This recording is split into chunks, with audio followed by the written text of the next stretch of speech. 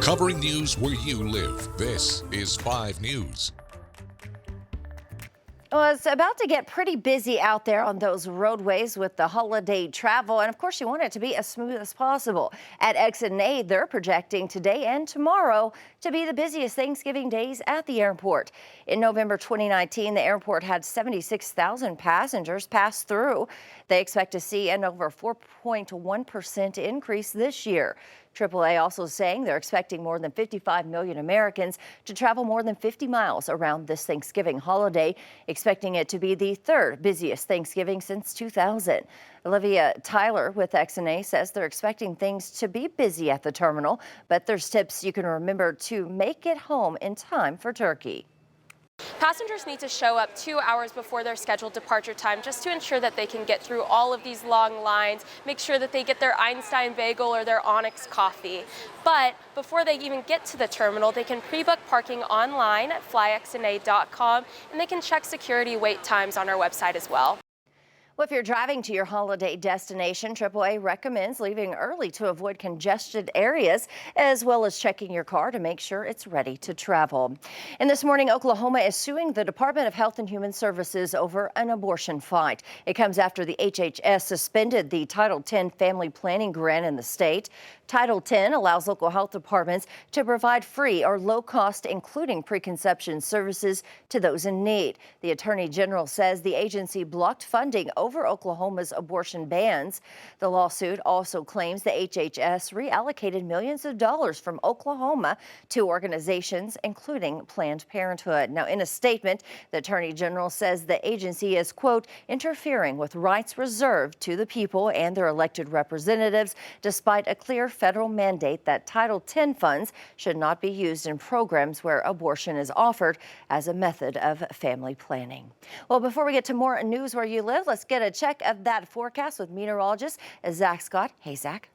Hey, Joe, we got a windy one, a chilly one. Rain chances, they're almost done. But the large dynamic storm system sweeping the eastern U.S. now, still impacting us a little bit. We still got a chance of a sprinkle that we can't roll out today. North winds driving in a cooler air mass. Here's a look at the future forecast gusts for us.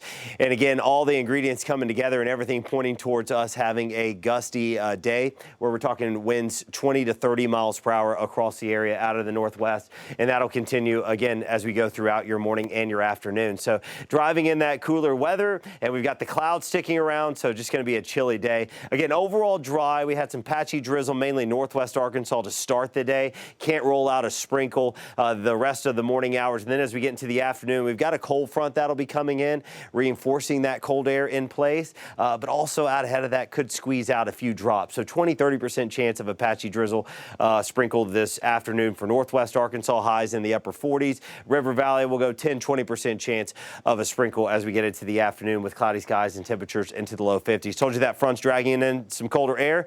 We'll really feel it as we get out and about Wednesday morning, Joe. Frosty 20s and 30s. All right, thanks for that, Zach. Well, Fort Smith police continue their search for a suspect in a deadly hit and run. This happened last Thursday night along Rogers Avenue. Police say the driver who fled was in a 4-door black truck. 5 News reporter Rachel Williams spoke to the sisters of the man who was killed to learn about who he was as the family waits for answers and justice. The fatal hit and run happened on Rogers Avenue in Fort Smith last week. 2 people on a motorcycle were hit by a truck. You can see this video of the truck pulling in front of them just before the crash. The passenger was injured, but the driver died. Police identified the driver as 21-year-old John Stevens, and his family tells me they woke up to a nightmare. I got woken up at about 3 in the morning to like 20 missed calls from them trying to get a hold of me at the hospital. And I heard that he got in an accident. It was honestly the worst news that I've ever heard in my life. After rushing to the hospital, his sisters Amber Johnson and Madison Reedy said he passed away early Friday morning. He died at 3:51 a.m. He fought for almost 4 hours in the hospital. We were with him till the very last minute. They tried to transfer him in the helicopter. They were about 15 minutes out, and they had to turn around and bring him back because he was declining too fast in the helicopter. They couldn't get him to Little Rock. They tried. That morning, they were left devastated. His family says Stevens was always happy-go-lucky, had a lot of energy, and was always laughing and smiling. I mean, he was an amazing person. He was so loved, and the way that the community has reached out to us and the amount of his friends and people that know John have reached out to us, it makes it all the more devastating to know that he's gone now. Local businesses like Billards and Bowling and Papa John's are even stepping in to help the family, starting a fundraiser to help them with any expenses they need. And 10% of the proceeds will go to help pay for his funeral. We, like I said, it's the holidays. This is not something that was expected. We don't have the funds to give him the proper things that he needs. The family now has a hole in their heart that will never be filled, but they want whoever was driving the truck to come forward and turn themselves into police. I want to know why they just left them there.